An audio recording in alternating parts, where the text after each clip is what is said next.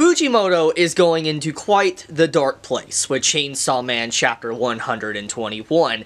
I think that the whole aspect at the end with Asa and Yoru definitely can lead to some darker aspects that Chainsaw Man really has never actually tackled before. But before I get into that, let's just take a few moments to talk about just Asa as a character and also how she's just a walking L. So, ever since her introduction in Chainsaw Man Part 2, Asa has continuously lost things time and time again. Every time something is going good for her, every time something is finally turning around, she gets a little bit more happiness in her life, she gets a bond with someone, it's just ripped away from her. For instance, like Bucky to her school, to her first friend, and then she turned into the Justice Devil, to, you know, kind of her really mixed relationship with Yoru, and she can't really believe if Yoru's really her friend or not, to also with Denji, and how, you know, Denji kind of stood her up, to Yoshida kind of turning her away and saying, nah, you know, I have no feelings for you. All these little things that just keep happening to her back to back, it'll eventually wear on your mind. And it's been very apparent thanks to these chapters, and this chapter makes it very obvious now that Asa as a character is going through depression.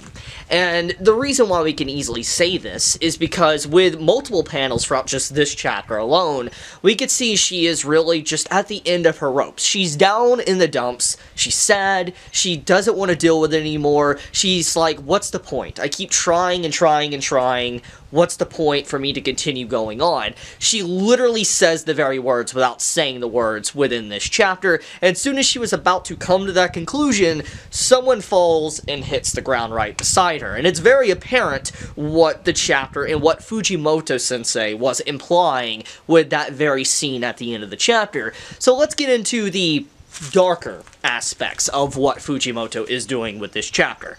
I know everybody's going to be questioning themselves, like, what is going on at the end of the chapter? What is that devil that has appeared? And why would Nayuta, which is basically one of the strongest devils, the Control Devil, why would Nayuta say that is one of the nastiest devils that she has ever smelled in the entirety of, like, her being alive? And for something like this to be said with context, it must be something pretty freaking bad. And looking at just the environment of the chapter and what emotion, you know, Asa was feeling within this chapter, we can draw a few conclusions of probably who appeared at the end of the chapter. Well, the first one, which I think is easy to say, Depression Devil. Obviously, Asa is experiencing depression, she feels very sad, she feels very upset, so the fact that, you know, a Depression Devil could appear makes sense. It definitely does. Another one, it could be the Death Devil, since technically Asa's thoughts were lingering onto the element of death itself, so to speak, and then we see someone pretty much die at the end of the chapter. We could assume that maybe the Death Devil is finally making their first appearance within Chainsaw Man. We do know that the Death Devil is a part of the Four Horsemen, aka, you know, with the War Devil, with the Control Devil, with the Famine Devil, and, you know, the Death Devil. So, it's a possibility that maybe we're finally going to get to see the introduction of the Death Devil, since obviously Part 2 of Chainsaw Man is kind of focusing on those four quite a bit. Or at least kind of giving us more details to the other three, since Makima took so much spotlight from the other three in the first part of Chainsaw Man. Now, the last one that obviously the devil it could be, and this is the darkest, could be the Suicide Devil. It's a possibility, and it's a no-brainer because of the way the chapter is structured that it's definitely a possibility. I mean, with everything that happened within, you know, the chapter, it makes sense. It definitely is a possibility that could be a direction that Fujimoto would go down, because let's face the facts here. Fujimoto isn't shy about breaking norms and doing things that other authors normally wouldn't do within his manga. He's done it in Chainsaw Man already, he's did it in Fire Punch, he's done it in countless works he's made with his one-shots. He's not afraid to break the mold, so to speak. So when you think about that element of the chapter, it definitely could go down a very dark direction. So food for thought there.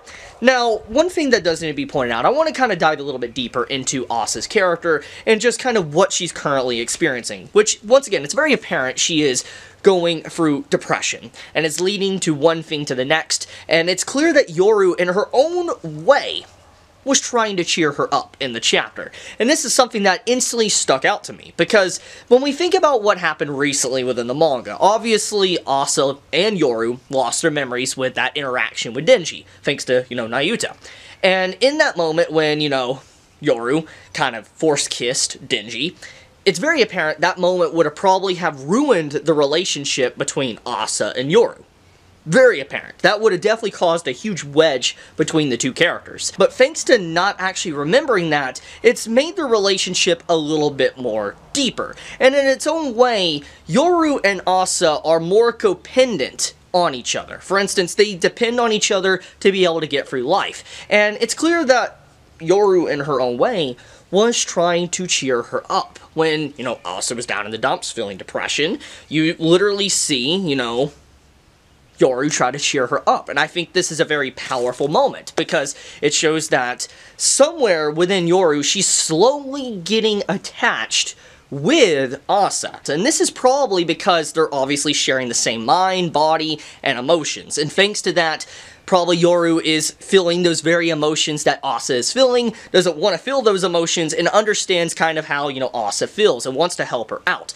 Yoru is trying to help out Asa, and since they both technically share the same mind, it's very possible that Yoru knows what Asa is feeling, or she does know what Asa is feeling, and doesn't want to feel that way, and understands how Asa is feeling, and wants to actually help her out. So, in the grand scheme of things, I think that Asa and Yoru are becoming more and more bonded as time goes on, and I think it's a very beautiful moment to kind of show that Yoru is also changing and developing, because when she kind of takes control of the body at the end of the chapter, she actually seems to be more of a protective mode than just wanting to take control of the body and do her own thing. She legitimately gets protective. It's like, Asa, stand back, I got this. And that's kind of like, whoa, that's a little bit different. That's a little bit of a different vibe that, Yoru was giving in that moment. Like, she wanted to protect, Asa from whatever devil just appeared.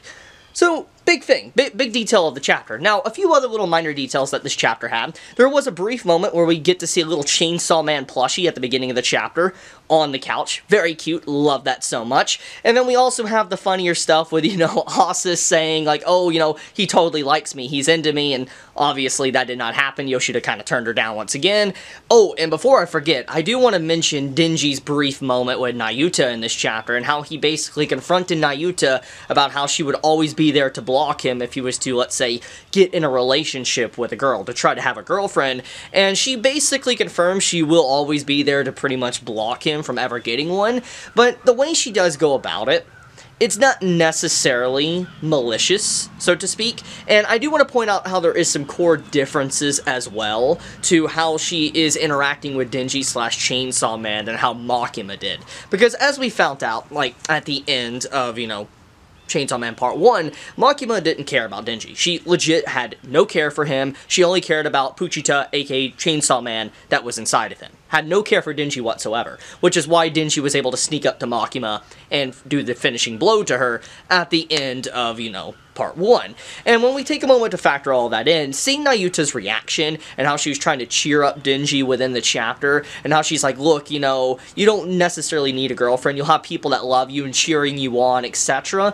It's just like, she's a fan. It's very clear she still retains that personality that Makima did, but it comes from a place of just wanting Denji to be happy, but also wanting to protect him / control him as well. So we get to see those elements of basically the control devil from Makima taking place within the chapter, but also how Nayuta kind of expresses it in a very different way, that she obviously cares more about Denji than she probably does about Chainsaw Man. She really does care for him, but she wants to make him happy, but also protect him in her own controlling type of way. So that is something to kind of point out with the chapter that I wanted to mention, because that was a quick little detail that could easily just whoop right over the head.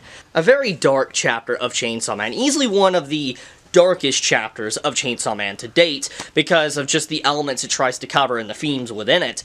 But I think that, it's interesting to see a author want to go into this and try to display it for the audience, because I think it's fascinating. It's a nice little interesting territory that can give Asa and Yoru a lot of depth to their characters.